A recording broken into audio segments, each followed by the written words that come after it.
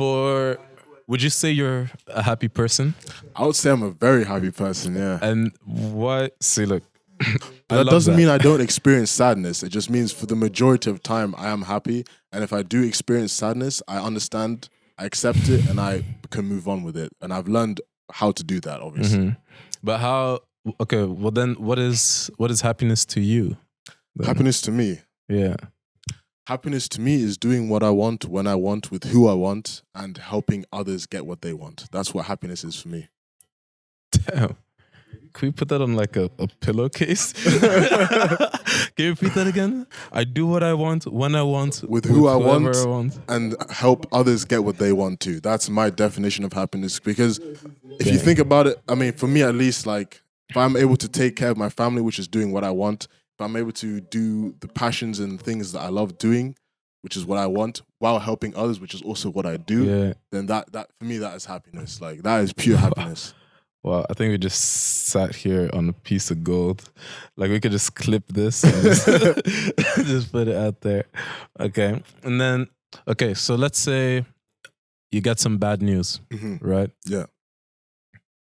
How do you process bad news? Because like I hear a lot, like Mo Gawdat, for example, he explains how usually it takes him like about 7 to 10 seconds to let go of like something negative or like a negative experience. And it's like, what is your process in your mind to kind of to keep yourself stable, I guess? I don't know who this man is. He sounds like a wise guy. Sounds like a very smart man. Mad, I think.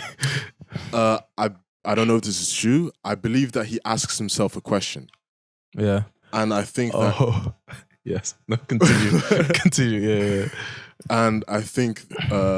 that question either points in the direction of, well, am I going to allow myself to just suffer from this, you know, or am I going to ask myself a question that steers me on a new lane of what's the best outcome of this situation? Perhaps something like that, you know. I think he might look, or she, I don't know. It's a he. If he or she looks for the positive outcome. I don't know if this is true, but I think that is what happens. You know, and I think that's the quickest way you can snap out of it. Just asking yourself the right question, the one that puts you on a new lane to, discover another territory. Yeah, you just sparked the two questions. Like, I think the first question he asked himself is like, first question is it true?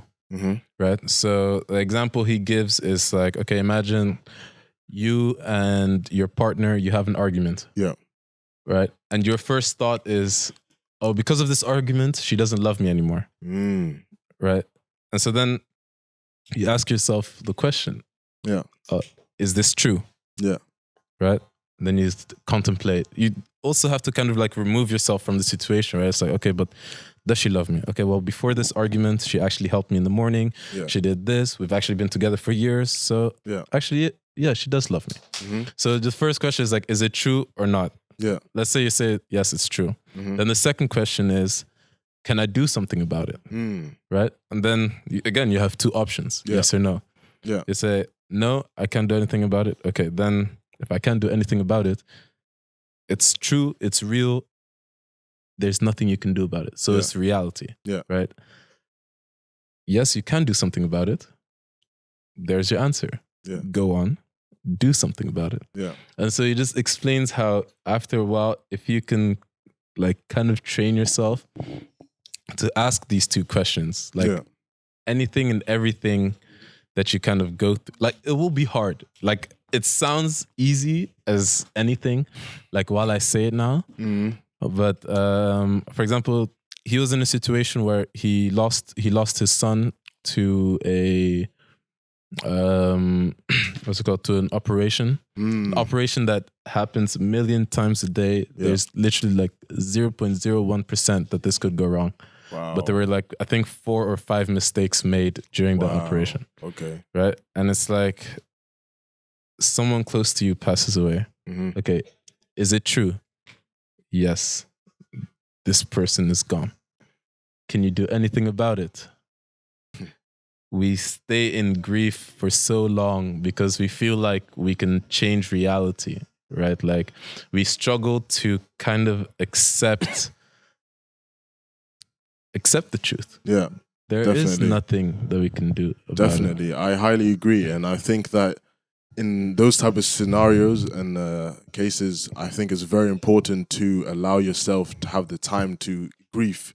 Because losing a child, I mean, I don't know what it feels like, but I know for a fact that it's not a nice feeling, especially, you know, you growing up with a child, you've seen him grow and now all of a sudden he's gone.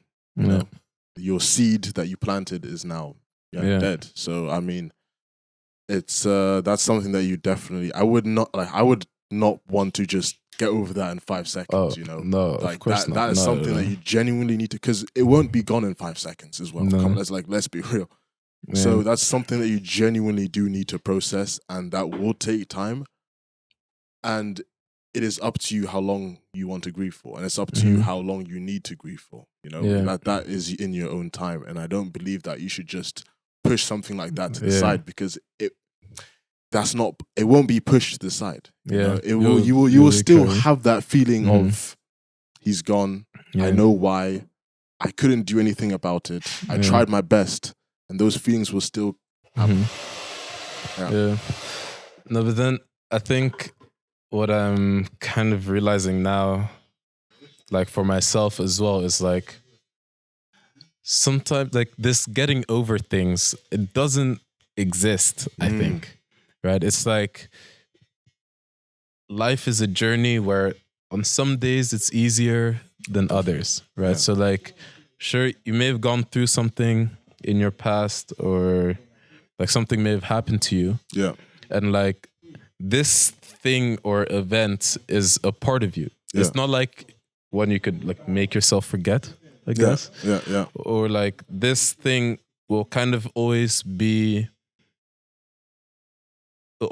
something that's like a part of your journey, or is something that has shaped you to be the person that you are. Yeah. And it's like on some days when you talk about it to other people, let's say, you could be a bit more emotional than others. Definitely. Could have an impact on maybe some other things that happened on that day, or just in the way that you're feeling. But then you could also catch yourself another day where you actually feel empowered because of it. Definitely. Right? Like it's like, I'm in this position where I am now because of everything and anything that that you've gone through. Yeah, I agree. And actually, to add on to your point, I once said something went a bit like this. I said, if you look up into the sky, right, let's say, because Netherlands is a perfect example of this, right? It's always, the sun is always shining, right? Yeah. But if you look up, there's clouds. What are those clouds doing? They're blinding us from being able to see the sun. Yeah. The sun is what we truly want. It's the beauty of life. It's the other perception. But that perception is now fogged, blinded from our eyes because of these clouds. Yeah. These dark clouds are the thoughts, the experiences, the environment. What is stopping us from being able to push through and see the sun? And I think that if you're able to move away these clouds, you will understand that it's always been beautiful. You just have to learn how to deal with those clouds above your head. That's really what is... that is the thing. Yeah.